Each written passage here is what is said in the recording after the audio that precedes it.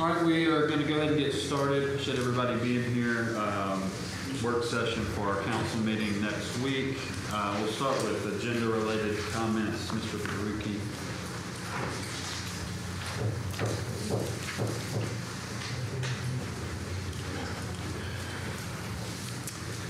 Okay, 22 items on the agenda this week. Waste, fraud, and abuse, we've talked. You said you'll probably by Wednesday have a copy of whatever it is that the city's using. My understanding is that there's this belief that waste, fraud, and abuse equals financial accountability. Is that a true statement? It's a big part of it. Yes. Okay.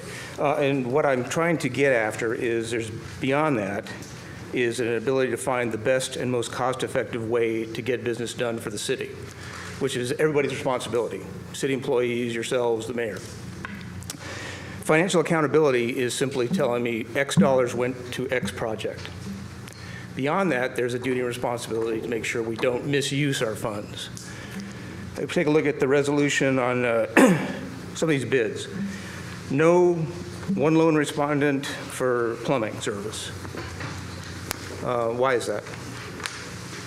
They're the only ones that responded. Okay. You know how many plumbers we have in the city of Decatur? Do we have any idea how those plumbers were asked to respond? We can ask that when that agenda item comes up. Okay. Well, we have people who are here who could do that. Right. I'm more than willing to let them talk about that agenda item up front if we'd like to. But the second one talks about a grant for the disc golf course. Yes. Why is it going into Jack Allen? It's already there. Okay. This is improvements. Okay, so $100,000 improvement as a grant. Correct. Okay, are there any more grants down the pipeline for other projects that could be benefiting from a similar type of project? We apply for grants all the time and are awarded grants all Right, the time. but we got this one. Sure. Okay, and there are other places in the city that could benefit from something like this beyond going all the way down Modehouse Road to go use this facility. It's the only disc golf course, and it's a grant for disc golf, so, yeah. Okay, and so again, questions in terms of specifically how is this money being put to use, and are there other applications that could be applied citywide that could benefit from it, be it Flint Park, Lynette Park, a bunch of other places in the city. Approving funds for the dog park. What happened to the old fencing at the dog park? Not sure. Okay, because we're going to spend, looks like $11,000. Again, we only had 2 bids for it. But it is being used. I think Stephanie and I had a conversation about that. It is being used. Stephanie, and maybe you want to expound on it, maybe not, but it's being utilized. The old fencing is. Okay, well, we decided to use that fencing, but other fencing from Flint Park we decided we weren't going to use for other projects. So again, going back to waste, fraud, and abuse, opportunities for us to maximize the use of our funds so we're not spending a hell of a lot of money for something that we don't necessarily need or want. Camera equipment over at the pickleball and clear span. I did a little bit of math. 18 cameras, $40,000, $2,200 per camera. And in addition to that, $16,000 for licensing for 3 years, which that'll be a recurring expense. And then $26,000 for installation of said cameras. Why are we buying those cameras? Number one, is there a cheaper alternative? Again, waste, fraud, and abuse. I just put cameras in at my house, outdoor cameras. If we have Wi-Fi out there already and it's accessible, we can hook those cameras up for a total cost of probably less than $1,000. They're necessary because there's damage that's already been done to them. Okay. And the cost probably need a pretty significant. Probably, Jacob? We do need it. Okay, so we're willing to spend. Well, we'll see next week when we vote. Okay, well, again, if you look into the cameras, my little bit of math says we could have gotten Blink cameras, $314 for 8 of them, outdoor cameras, fully functional, wireless, battery operated, don't have any issues about people breaking them, or if they do, it's very inexpensive to replace. Why don't we do that? All right, we just hit 4 minutes. We'll go ahead and move into the agenda. Approval of minutes, March 6th. 2025, 9 a.m. special call council meeting, March 10th, 2025, 5 p.m. council work session, March 17th, 2025, 9:30 a.m. council work session, March 17th, 2025, 10 a.m. council meeting. Any questions? Public hearing, ordinance 254605, approved pre-zoning request number 1428 2825 for property on Pisgah Road. Set public hearing for May 5th, 2025 at 6 p.m. Yeah, it's pretty.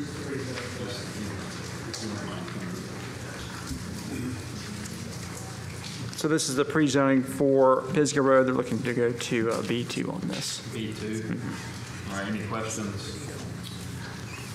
All right, resolutions. Resolution 25044, approve MUB expenditure of $140,075 for Central Parkway Service Center equipment shed. Glenn? Yes, sir. Good evening, Mayor, Council. Glenn Bowles, Decatur Utilities. This is for construction of an equipment shed at our Central Parkway Service Center.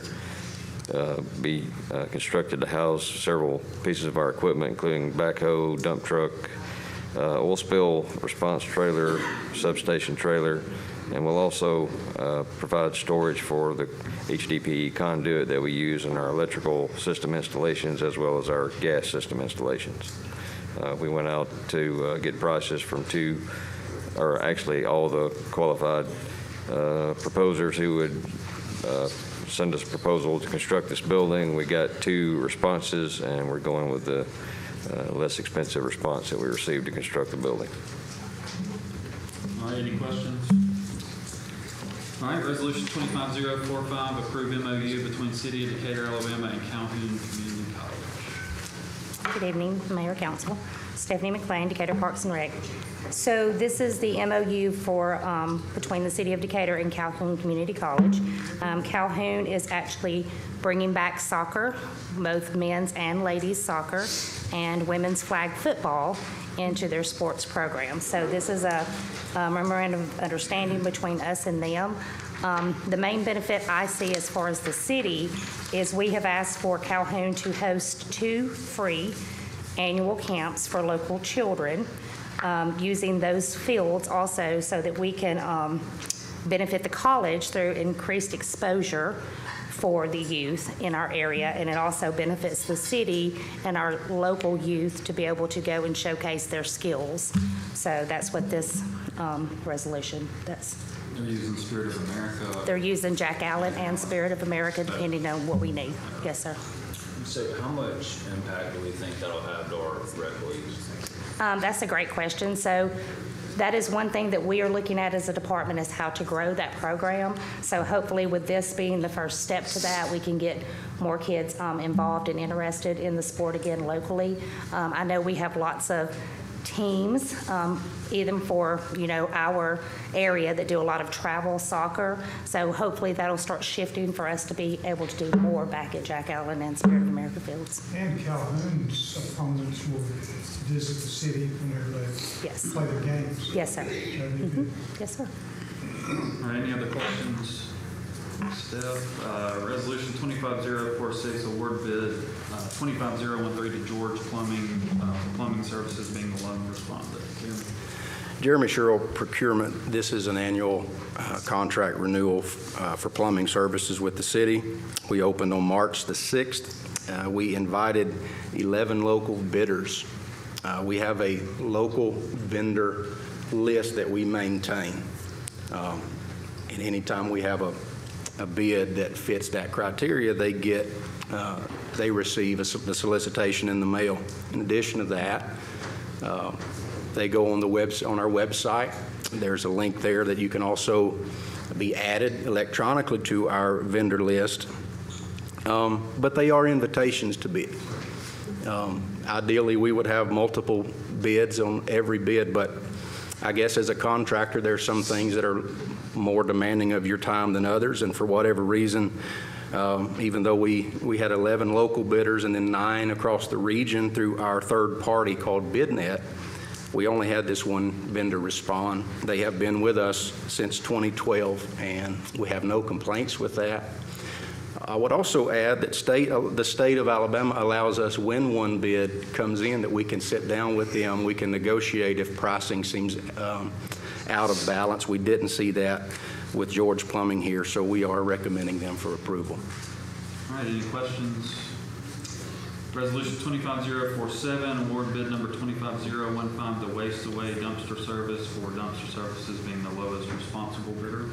This is also an annual renewal. We opened on March the 6th. We invited 19 bidders across the local and regional. 4 responses came in.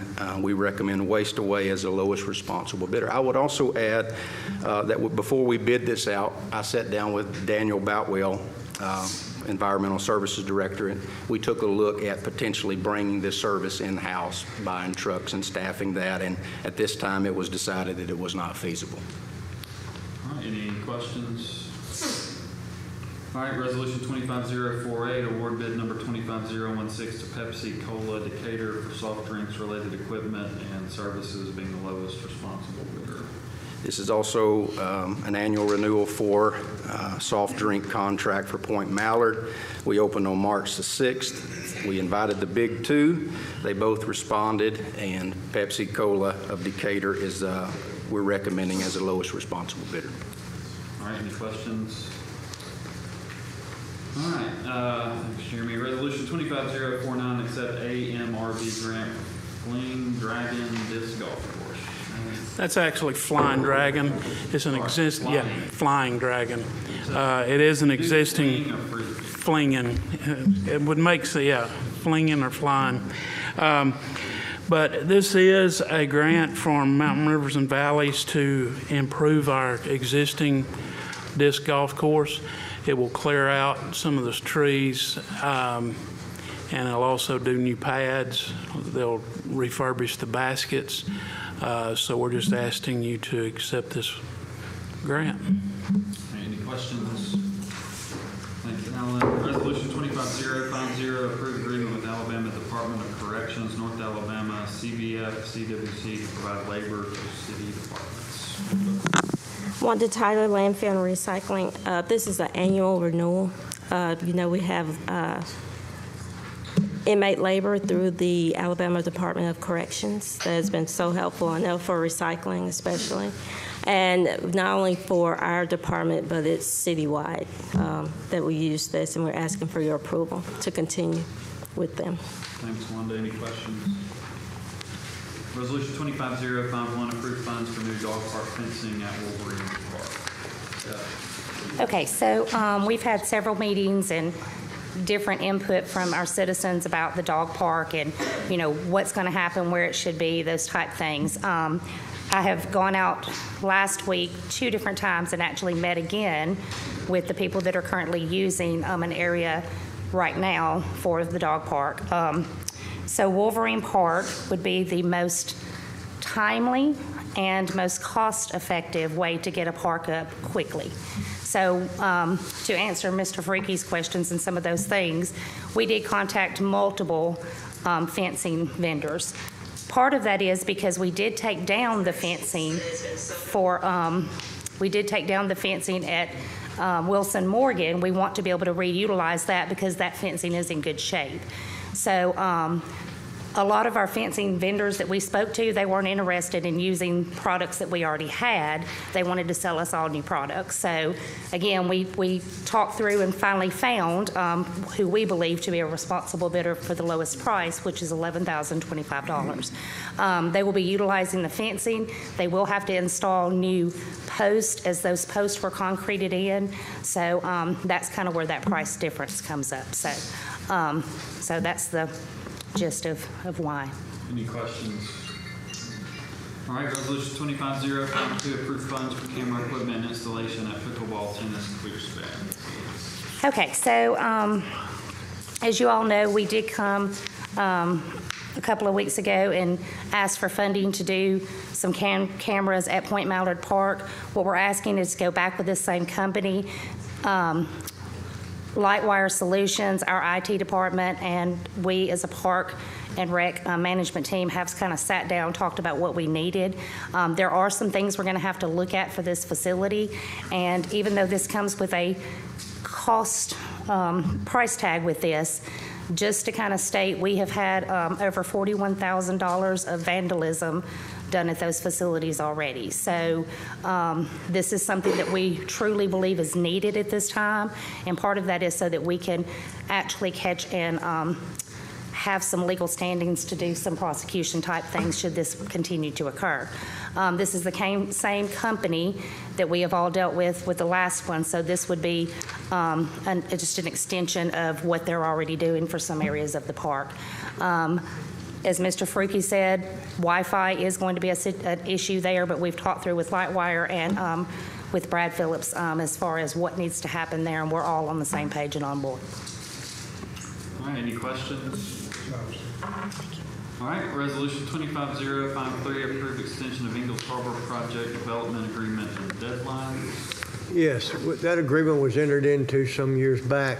There was a deadline, so what they're asking and we're suggesting that we do is extend it 3 more years, not to wait 3 years, but so we don't have to redo it every year. It's property that's impacted by TVA, and we're working through trying to get permissions to do certain things for the whole project to be feasible. So that's what this does. It just extends it another 3 years. Of course, obviously, they're ready to go as soon as they can, and the city is also to help them where we can. But that's what this does. All right, any questions? All right, resolution 25054, approved DUA to construction agreement, City of Decatur removal of Point Mallard sign. Actually, it's just one sign that's on 6th Avenue, both ways. Okay, and this is to remove those poles and the mast arms that hold the signs up. I think one of them got damaged in the storm several months ago or last year sometime, so I was asked to look into removing them. All right, any questions? Hey, just a point of information, 8th is no longer the preferred route to Point Mallard it was years ago. Yeah. All right, any other questions? All right, resolution 25055, approved Garber engineering proposal, Aldot project, STPU 5225, reconstruction of Church Street from SR3 to Somerville Road. Yeah, this is our rehabilitation of continuing what we did before on Church Street, just from Somerville to 6th Avenue. And we're at the point where we're getting Garver on board to do the engineering work and get this project moving forward. All right, any questions? What was it we approved a few months back? Was it just the agreement It to was start? the agreement with the state of Alabama. And once we got that, then they give us a letter saying we're ready for y'all to select an engineer. So it's a process that we have to step through with these MPO funds. Any other questions, discussion? All right, ordinance 254606, approve annexation request 37925, property on Pisgah Road. Yeah, good evening, Council. Dane Shaw, Director of Development for the city. This is annexation for the property that we talked about for pre-zoning. It's going to be to, and this is the request on Pisgah Road. Any questions? All right, ordinance 254607, approve Alabama Fiber Network franchise agreement. Yes, that's a network that they're across the state, and there's one of their representatives is here, Chris, and he could come and share with you the overall plan of what they're doing. Thank you for having me in. I've got a few handouts I can give you. I've got all sorts of maps and different information, but essentially we're requesting, thank you. We are requesting to be able to put underground fiber cable in the right-of-way in the city of Decatur. We will not offer any type of residential service. Our company is a private company that was created by a group of electric cooperatives around the state. So Tom Bigby Electric, Coleman Electric, Joe Wheeler Electric are all member owners of our company. Those guys have been putting in fiber optic cables for years between their substations. And so our company was funded through grants through the ADECA office and the governor's office to essentially connect together the fiber lines between those utility companies and establish a statewide network. I'm a technologist, and I can tell you it is absolutely amazing what we put together. It's beyond anything that any of the other carriers in this area offer. And so we've had a tremendous amount of interest from different municipalities. I was in one of your neighbors' cities nearby, and it started as a simple working session, and before I left, they pulled in the director of IT, and they gave us a list of 14 municipal buildings they would like to connect. One of the most interesting things about the network, if you look at the map, we don't have a single path into any site. We have 2, 3, 4, 5 paths into some of our sites around the state, and we have the ability to route traffic around any of those paths. It's absolutely unlike anything Alabama has ever seen before. So our immediate need here is to get into the Innovation Center for the ACCS college system, and they have 2 other potential locations in the city. We have an agreement with them. They have about 116 locations around the state, and we're trying to get into those as quickly as possible. The governor's mandated that we need to get in as quickly as possible and get connectivity for those. Any questions? I'm assuming when you install this, it'll be boring. Yes, depending on the environment. If it's very rural, we will do open trench, but typically if it's any urban environment or if it's requirement, we'll directional bore whatever's needed. We have very good relationships with the state permitting agencies, Department of Transportation, so we're absolutely following the rules. Any other questions? Thanks, Chris. Appreciate it. All right, boards and committees. Appoint Will Waller to the Farmers Market Board of term expiring January 1st, 2029. That would be a first. Any questions? Reappoint Jerry Baker to the Industrial Development Board of term expiring April 2nd, 2031. Second term, and reappoint Julia Roth to the Industrial Development Board of term expiring April 2nd, 2031.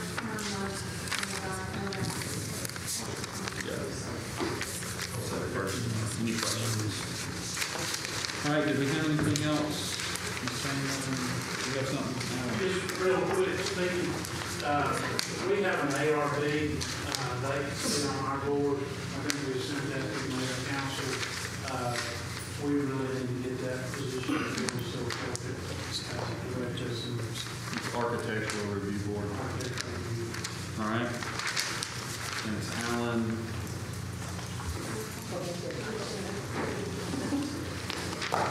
Just a couple of things that I did want to mention. We have been in the process of trying to call people back on the bricks that we were able to salvage from Adventure Park. So we are trying to get in touch with people back. So if there's anybody that's still interested in getting their brick, if they can call the Park and Rec number, which is listed on the website and Facebook, so that we can get that taken care of. Cemetery cleanup. I know that there's been Facebook post. It's on our website. There was actually a article in Decatur Daily, but just want to make sure that everyone is aware that the Decatur City Cemetery, we will be doing a spring cleanup, which we do yearly, starting on April the 7th. So our suggestion is for anybody that wants to reuse or anything of sentimental value, that they take it down for now, and then after the 11th, they can go back and put it back out, just so that there's nothing that's misplaced or we accidentally clean up something that they didn't want cleaned up, or we're using discretion on a lot of different people out there. So we have also put up yard signs with that information all throughout the city cemetery, so that there would be better communication this year than there was last year. So, and then hiring, we are hiring for seasonal, so just want to push that to get the word out. We do need lots of seasonal employees, not only at Point Mallard, but also at Park and Rec for some things that we're going through. So just wanted to make those few things. Steph, I'm assuming y'all will share that again about the cemetery cleanup. Yes, sir, we will. Anything for another blip? Mayor, we think we can get somebody posted on the Facebook page. Oh, sir. I'll go and talk to the Facebook page. Rochelle Sandlin, HR Department.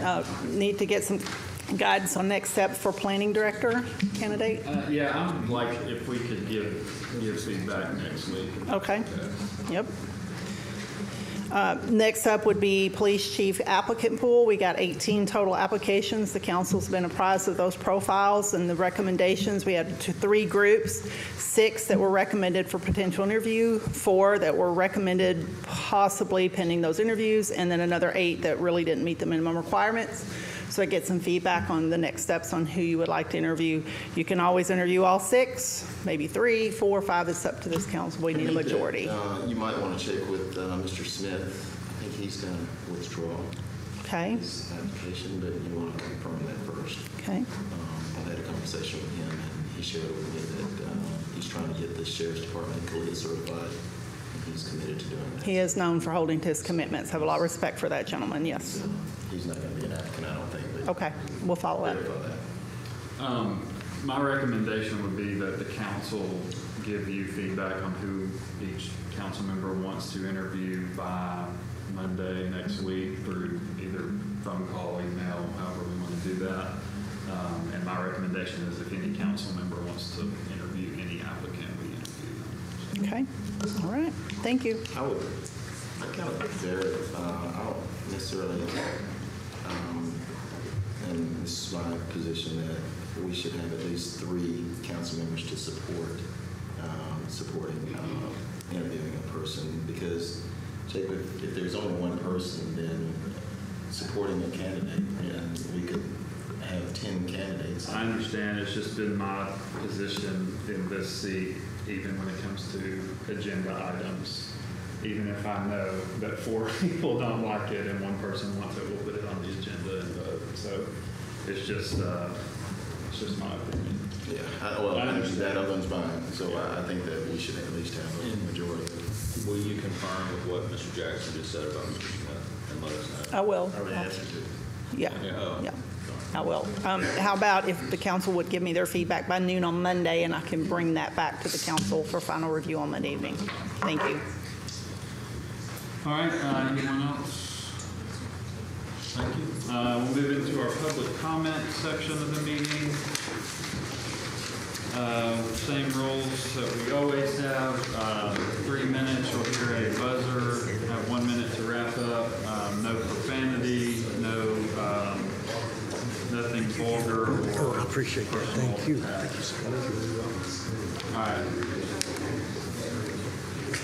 All right, guys, let's go. First on the list is Mike Ferrucci.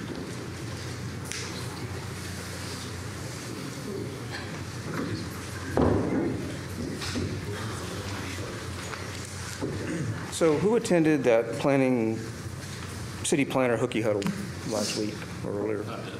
Who else? I did. Okay. How did that get orchestrated? It's a kind of we got an email saying they would be there to. Who sent that email that said that they were going to be there? So HR organized it, so the city organized it, the city paid for it. Why weren't citizens allowed to attend? I don't know. I just attended to ask some questions. Now, I think a lot of us might have attended to ask some questions about zoning regulations, thoughts and processes on things like that, similar to what we may or may not be doing with police officers or the police chief. So I think the citizenry has a right to know, especially if the desserts and the menu items and everybody's, was taxpayer paid, we probably have a right to be there. Would you agree? I'm not sure if you do or not. Mr. Marks? Mr. Marks, Could he answer that question? Yeah, so it was not a formal meeting. It was a come and go. All I can tell you is But that, HR put it together. I could call any applicant and ask him any question I wanted to, which I will. But to answer your question, I'm not sure that you have the legal right. Did HR invite Marmac to attend? I have no idea. Did HR invite representatives who may be future councilmen to attend? I don't know. Because the paper showed several people that I recognize as potential elected officials, but the average citizen did not have a chance to attend. Something's wrong there, Jacob, in terms of ethical responsibilities in that seat. So we talked about the hooky huddle. Let's talk a little bit about waste, fraud, and abuse. Ethics. Senate Bill 291. Have you all completed that? The requirements within Senate Bill 291. Have you, sir? You? Okay. Because a laundry list of things required of councilmen in their positions, although you do have a get-out-of-jail-free card if you've been through the municipality's course, but includes ethics, conflict of interest, legislative advocacy, bid laws, and budgeting, to name a few, which are the things I usually come up here to talk to you all about, which you all seem to think you all don't have a problem with. So when do you think you'll be able to accomplish finishing that? I have no plans to do that as of now. We'll figure that out, though. Okay, so you have no plans to complete the training that the Senate has organized for you all to receive? That's correct. Okay. How about you, Mr. McMasters? Similar, I'm sure? I have to see when it's all. So, well, you could ask the president of council. He might be able to tell you that because he's already started taking some of them, it sounds like. Think he has any idea when it's offered? Usually that'll come from the league through the clerk's office. Is it online? I don't know. You haven't looked into it, have you? No, I haven't. Okay. Sir? I have not set a timetable for that yet. Okay. As a concerned citizen for the city of Decatur, I would offer to all of you, including the people that aren't here, and the mayor, because he's required to go to the same training, that might be a step in the right direction to help us get transparency and accountability for what you all are responsible for doing. Thank you.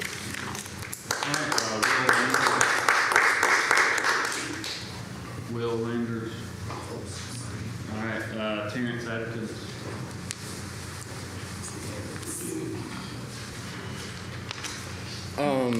I know that y'all got a lot of candidates for the next police chief, but I just want to make sure that y'all think about the community that will be most impacted by the selection of this police chief. Most of the people that you talk to on the other side don't have to deal with police on a daily basis, and our community does. So when you're making these decisions, keep the community that is most impacted at the forefront of your mind, instead of the people that are behind fake pages that aren't here, they're sending emails.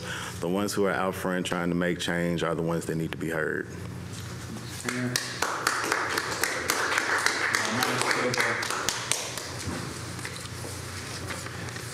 Okay, I'm going to try not to go too deep today. But about your new chief, I want to piggyback on Terrence or whatever. I think that you all really need to make sure that you're looking into this process the right way, that you're taking your time, because word's already out in the streets that you all, and I don't know how true this is, that you all have already picked out your person and Natus is going to be their number 2. So what I would like for you all to do is to take your time, and so that we won't make the same mistakes that we've made in the past. It's like I saw online where youth services director, it's already posted up. I think that you all go at stuff too fast sometimes. As a council, I think you need to interview and check with the community, because what you don't know about these people, I'm sure the community knows. There's songs about some of these people that I've listened to that perhaps y'all number 1 person. You all really need to check with your community, because it can be a scary time. And I'm going to end with this here, and this is really on my heart. As I sat, and I'm not going to talk about over there, as I sat through last week and I started looking at the different things, as leaders, you all could have did better. You all could have did better as a mayor, as a council, because our city is divided, whether you want to accept it or not. And it's sad because it didn't have to go like this. And I'm not going into nobody else's article or nothing like that. I'm just saying that you all got to get on board with your community and quit just doing things out of your own way of doing things, but check and see what the people may need. Sometimes this person that might be homeless, you need to check and see what do they need. It's not always about you all. It's not always about your people in Congress or your people in the Senate or your people all. It's about what the citizens of Decatur need. Mm-hmm. And I'm going to end right there because I don't want to go too deep with y'all today.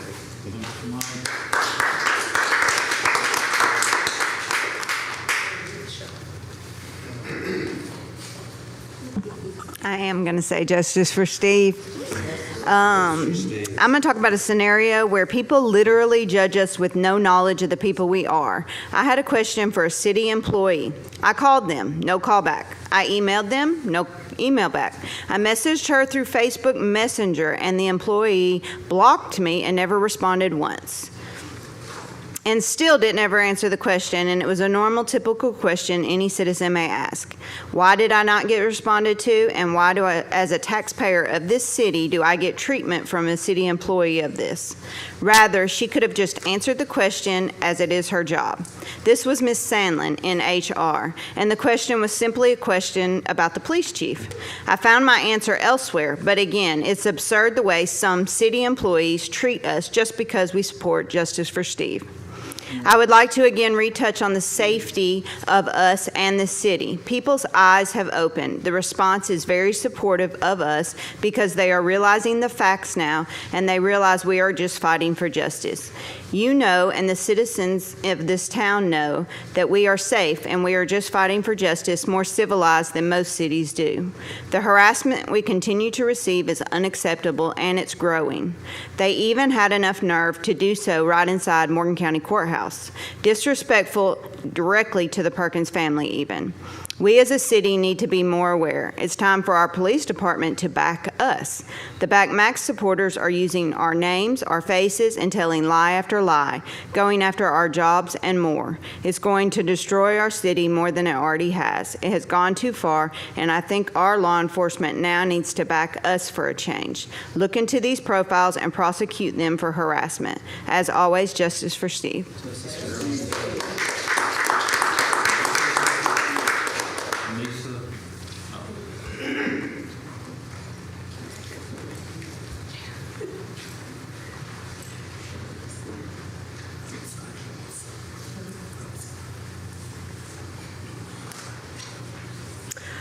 I just wanted to read something quickly that came out this past week, last week actually, by Josh Moon.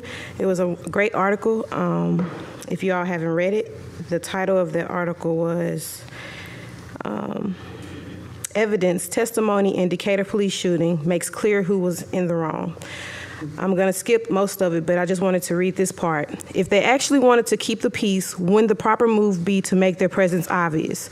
To get between Perkins and the unarmed civilian they were basically using as bait. By the way, testimony revealed that there was a second person in the tow truck, a friend of the driver, so the cops knowingly put two civilians in a situation in which an armed confrontation was not only possible, but likely. We all know the answers to these questions. They're not hard questions to answer. And truthfully, the residents of Decatur should be outraged that anyone, particularly the mayor, the former police chief, and anyone in a position of authority in the city ever attempted to sell a narrative in which the questions were hard to answer. But that's exactly what some of them did. Despite having these videos and comments from officers and the unvarnished truth sitting in front of them for the days just after the incident occurred, those people allowed the city to remain divided. They allowed anger and fear and racial division to fester and grow, despite knowing full well that the cops were in the wrong. Whether it was personal bias or personal political ambition, they refused to admit what is now obvious. The only way Steve Perkins could have been in the wrong that fateful night was if suddenly in Alabama it was illegal to carry a firearm in your own front yard. So I wanted to read that, and then I wanted to get into, have you all prepared any questions that you think you'll read to the possible chief?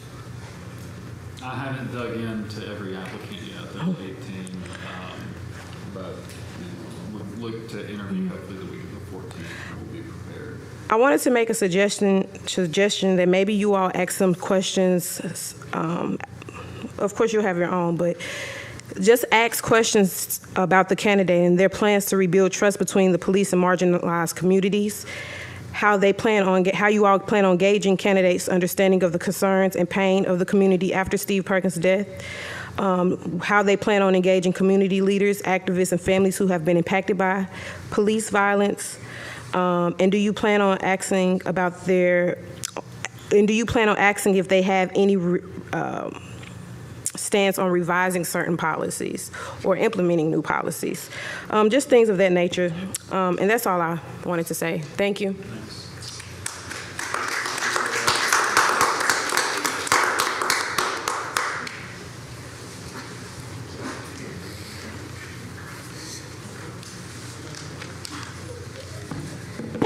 Okay, first thing I want to say is justice for Steve. We're well on our way.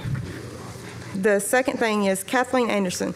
She's the Decatur Police Department's mental health liaison or officer. I'm not sure her title, but on Tuesday and Wednesday of last week, was she on like a vacation, personal time, or was she on city time at the hearing? Because that's irrelevant to her job. So surely the taxpayers aren't paying her to go support MAC, because that's crazy. Second is, I'm going to say allegedly, because when this happened, I was 8 years old. But if you do your research like I did, you'll learn things, okay? Michael Izzo, one of your candidates for chief. We cannot get into specifics about candidates in here. We just can't. So I can't talk about something that he's done in the past? We're not. Well, just carefully check into him, because he has done things that led to an incident quite like Steve's. We'll get into that, but we're not going to talk about people who've applied for a job in the city. She can talk about whatever. No, we're not. Pretty sure that should be allowed, Jacob. You have rights to. Okay, well, any of you guys that would like to know what happened with him, feel free to email me, and I'll let you know.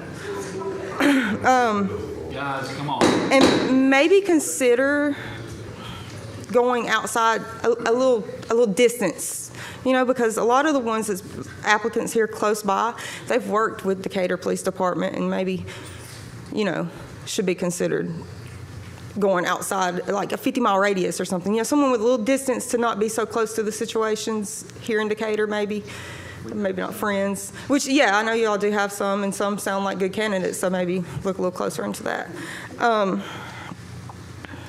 That's pretty much it, other than I would like to tell the Perkins family and supporters, protesters, activists, this is fixing to be our hardest walk right now. We're fixing to take our hardest walk, but we shall remain peaceful, carry ourselves with the dignity that the Perkins family is carrying themselves. Do not let these people cause us to act out of our characters to get what they want. Justice for Steve.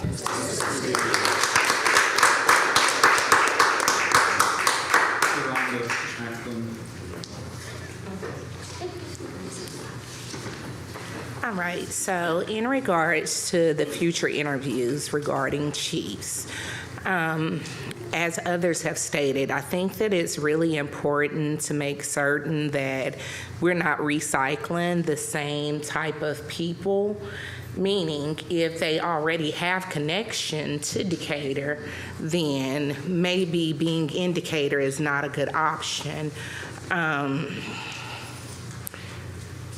Without speaking of specific candidates, but speaking in general, 1998, Bryant Pitts was murdered, and Huntsville police officers were involved in that. Do what you may with that information. However, it being known that Huntsville police officers were involved, we don't want to make certain that whoever comes in is not associated with the current police officers that are already here that have been around for years. Right now, the city is at a racial divide. With the murder of Steve Perkins, it started from a right and wrong thing. However, those who decided that what happened to him was right have chose to make this a racial issue. So with that being the case, whoever comes in as chief needs to have dialogue that is reflective of all of the community, and not one who speaks to different ethnicities in particular manners. I think that this is probably your biggest job before your election is over, your term is over. Because whoever is hired, hopefully they'll be here for many years, and that we don't get someone who just wants to come in for a year or two, someone who's actually going to come in and do the work. Because after June 9th, we don't know what's going to happen. Well, we know what we want to happen, but we don't know how the city is going to react. So, justice for Steve Perkins. Justice for Steve.